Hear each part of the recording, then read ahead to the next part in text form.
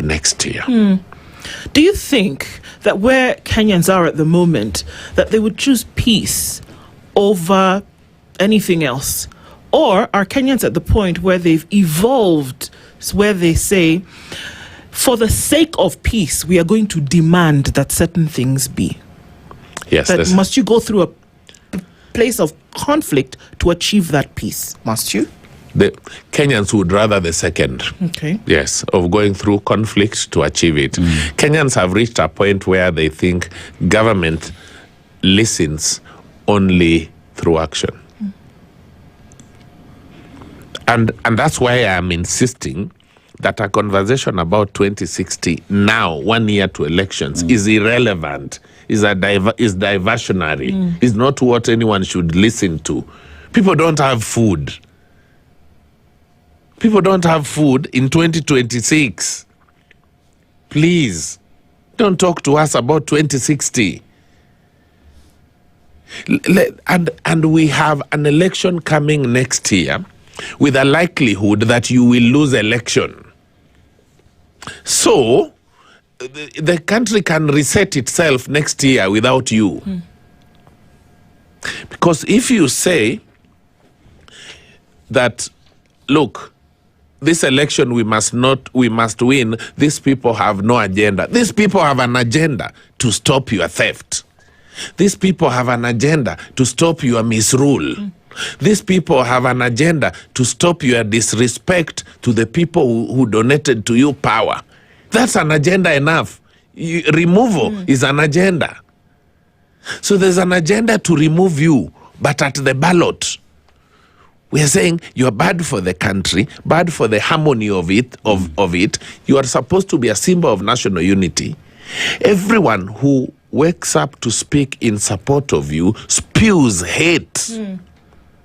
So you are a threat to the unity of the country. So the country is saying, wait a minute, we have an opportunity next year. We will wake up and go and extinguish you democratically and wait for you to hand over power. Now you see where two political leaders who are my friends but who support the broad-based government, these are elected MPs, have told me that, you know what, Eric? Even Kibaki lost, but he didn't hand over power. He was sworn in. We know we lose, but we'll not hand over. I said, my friend, you are an MP. This is Kenya 20 years later. Yeah. This is not Kenya of 2007. So they are also taking the citizens for granted. Now the citizens know that we can stop you. And you know, Olkalao is now a very good precedent. You can actually ask the people of Olkalao to lend the other country John Methu to bring them for tutorials. You know, there's a guy called John Methu, the senator. The senator of Nyandarua. I mean, the guy went down. I mean, I don't know him in person. But I can't help admiring his resilience. He coordinated a campaign in the midst of a lot of difficulty and hostility and still delivered. Now, you know why I can see light at the end of the tunnel, Dennis, next year is because the amount of policemen that were deployed, because all those people who were hooded and were attacking journalists and attacking everybody, they were security agents. How come the vehicle of Honorable Kanini Kega was almost brought to a shell?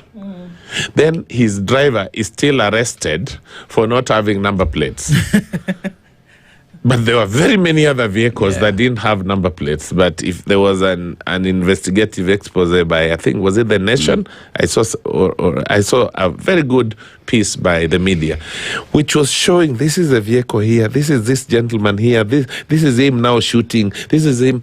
We have not seen them brought to book anywhere, meaning they were agents of government. The joy I have is that next year, that amount of police deployment would not be available for one polling station because we will be requiring them in each of the 47